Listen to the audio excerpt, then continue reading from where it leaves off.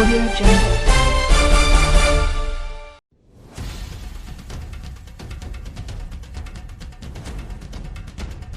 फिलहाल Jindal DAV school के vice chairman Sanjay Jindal जी आज एक नई शुरुआत हुई है। नए प्रिंसिपल रुपिंदर सिंह बालिया जी यहाँ पर पदभार संभाला है। सुखमनी साहब का पाठ है, क्या कहेंगे इस कार्यक्रम को लेकर? आज श्री रुपिंदर जी बालिया का डीएवी स्कूल पे आने पर हम बहुत अच्छे से स्वागत करते हैं। इनकी जो स्वभाव और बोलचाल की भाषा है मुझे बहुत अच्छी लगी।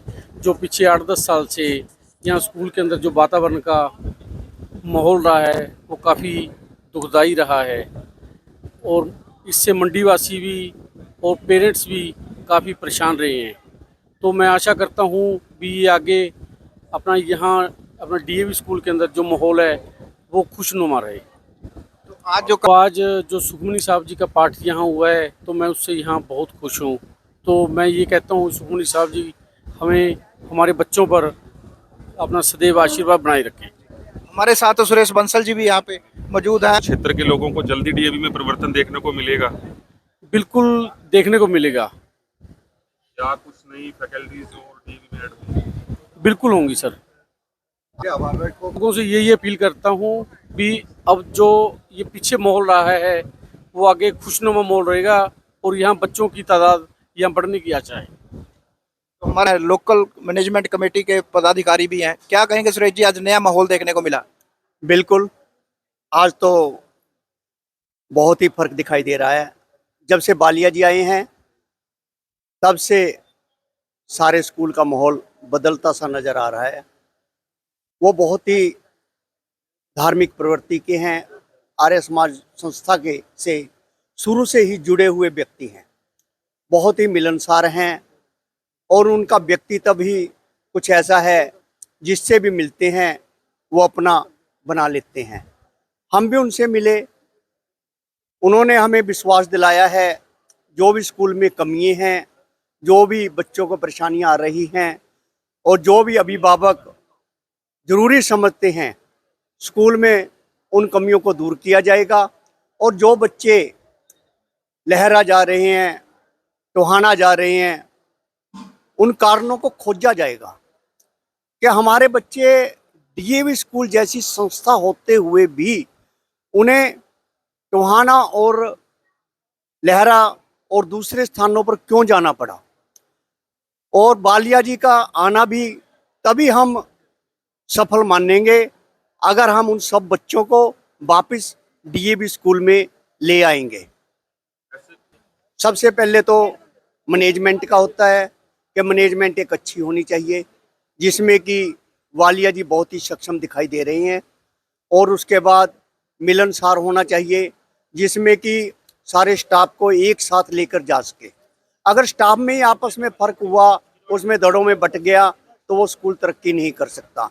वालिया जी की पूरी कोशिश है कि सारे स्टाफ को अपने साथ लेकर चलें। तो आप सभी का भी पूर्ण रूप से सहयोग रहेगा स्कूल को आगे ले जाने में?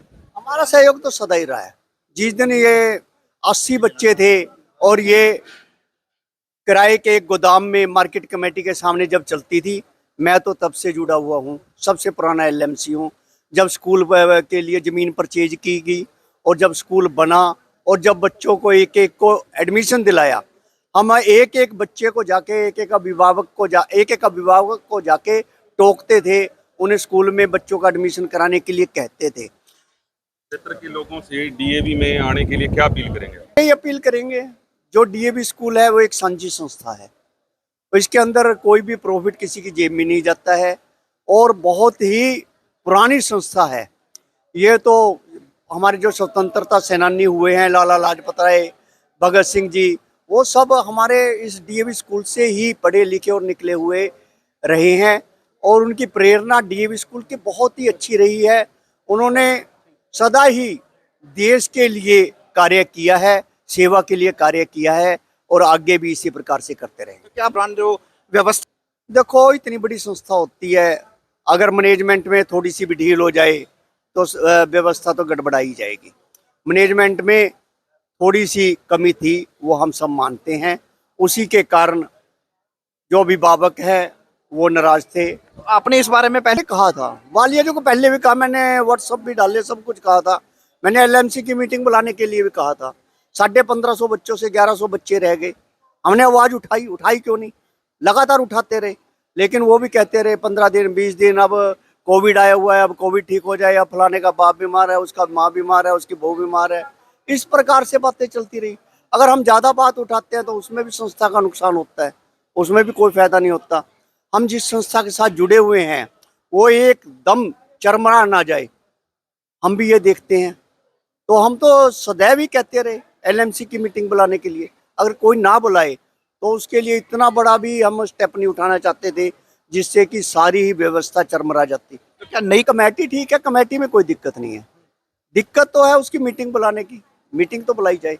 और जो कमेटी वगैरह एलएमसी वगैरह बनाते हैं, ये ऊपर जो संस्था है, जो इनके हेड ऑफिस है दिल्ली है, वो बनाते हैं। वो तो क्या इससे नहीं कह सकते, ये तो अपने अपना मैनेजमेंट करने का तरीका है। हम कहते रहे कि किस प्रकार से बच्चे बढ़ाए जाएंगे, उस तरह से हम करें, हम कन्विंसिंग भी करें। लेकिन प्रिंसिपल साहब जो थे पहले, नीरज शर्मा जी, वो कन्विंसिंग के हक में नहीं थे। कन्विंसिंग तो करनी पड़ती है, अगर हमें बच्चे एडमिशन कराना है, कन्विंसिंग तो करनी पड़ेगी। आजकल कंपटीशन का युग है, अगर हम सोचे घर बैठे सारा कुछ होएगा, नहीं होएगा। तो हमने कहा था कन्विंसिंग के लिए, उन्होंने नहीं माना। हम कन्विंसिंग करने जाएंगे तो पेरेंट्स कमियां भी बताएंगे, हम उस कमियों को दूर करेंगे।